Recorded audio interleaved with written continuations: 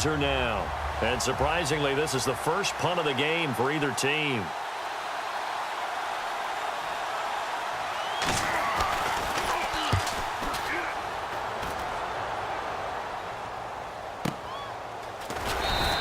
We'll call that a 43-yard punt, 2 on the return. And the Jaguars go on offense, first down and 10. Here comes the Jags offense now. Time for their first possession of half number 2. Their defense did its job, yielded no points. Now it's the offense's turn. And how much fun is that when you set things up to start a half, and you just tell you guys, hey, if you can shut them down, get it back for our offense, we can roll. And they played out perfectly. Now, can the offense do what they wanted to do at the half, which is find those weaknesses and now attack them and score some points. And break this tie. Looked like they had an opportunity for a big play across the middle, but he didn't have the concentration or the focus necessary and dropped it before he could haul it in. I see an extra DB on the field now for San Diego. Yeah, indeed. Catch here, left side, Thomas. And he'll get up near the 45. They'll spot it at the 44. Here's Brad Nordman now as he's on to punt for the first time this afternoon. And now a whistle and a timeout called by the kicking team. It's just their first, so 2 remaining as they burn one here in this third quarter.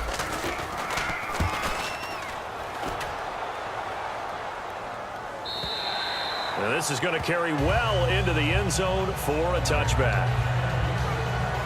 And here comes the Jags defense as they get back out there. They have a little something to build off of from last time with a 3-and-out.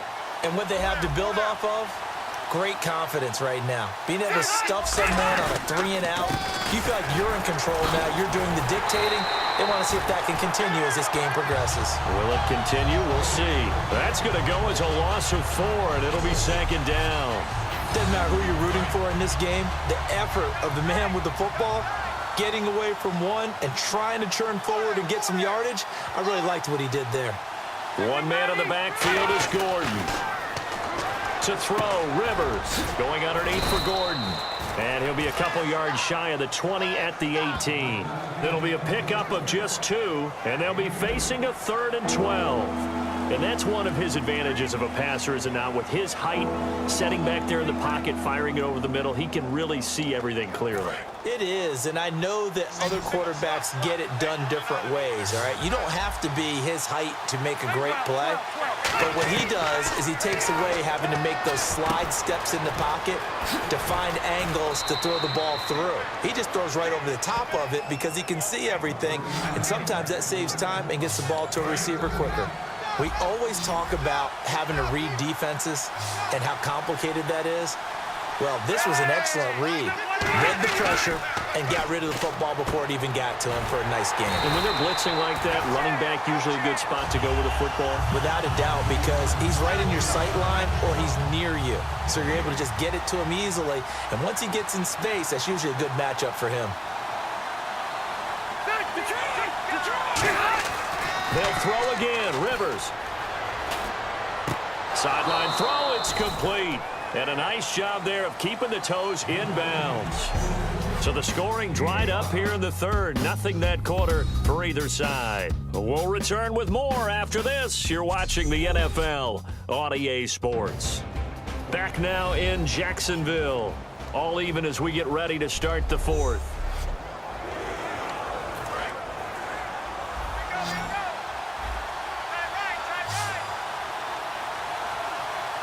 So 3rd and 5, defensively expecting pass. They've got 6 DBs out there. Finds his target. It's Gates. It goes as a gain of 6, and it's a first down. Well, clearly one of his advantages as a passer is his height. Sit back in the pocket, fired over the middle. That makes things tougher defensively, doesn't it? It really does, because your goal is to move the quarterback off his initial spot when he gets his drop back completed. But when you have that type of height, he can stay in there if he's willing to take the... There goes Melvin Gordon. And all the way in. Touchdown, San Diego.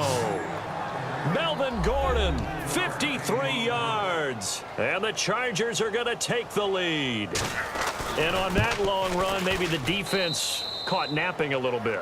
The concentration level may not have been there. I agree with you on that one because those types of plays, when they result like that, they're almost like big bolts of lightning, aren't they? Whoosh, and off he goes. That's fielded in the end zone. And a good return as he'll be stopped just shy of the 30-yard line. And out now comes Jacksonville as they get ready to go. And they're coming off a 3-and-out, my friend.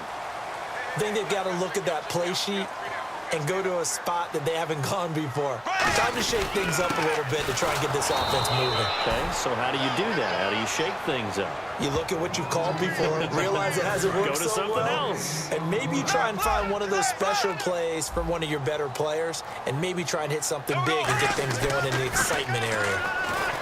To throw, it's Bortles. Looking left side and completing it to Thomas. And he's brought down. That one good for 16, and the drive will continue.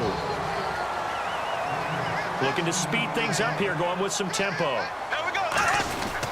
Going to give this time to the tailback.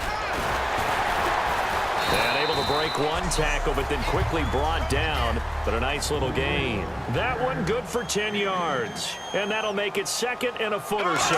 Well, we looked at each other right when he flinched. We knew that that flag was coming. Yeah, offsides, easy call. Mark off the 5 and keep it moving. Offside, defense. And it looks like this will be the last play before the 2-minute warning.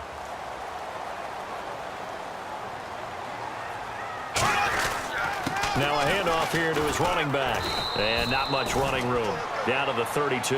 It's a pickup of 4, and it'll bring up second down. Time for a break. So it's Jaguar football here as we welcome you back.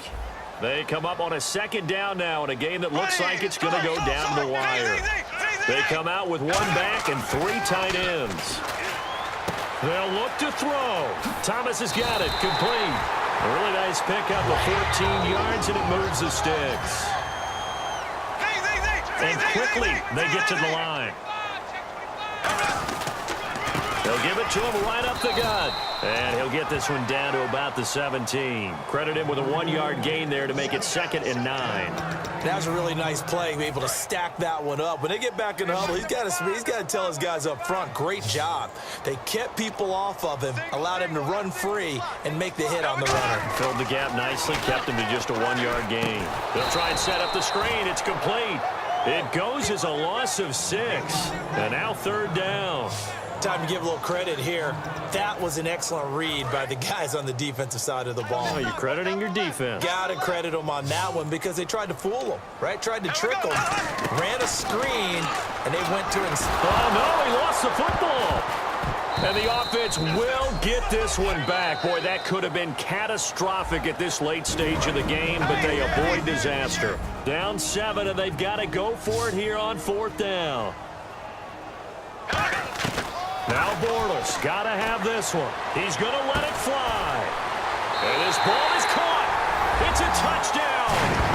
And now in the final seconds, they're a PAT away from likely getting this thing to overtime. And that touchdown means a decision has to be made. Do they kick the PAT and tie it up, or do they go for 2 and try and win it right now? And before they can get the play off, here's a timeout called on the defensive side of the ball. That's their first of this second half.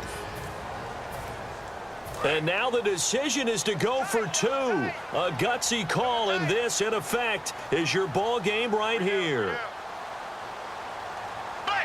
Looking to jam the receivers at the line here. Press coverage look defensively. And on the ground they go with a running back. And he will not get into the end zone.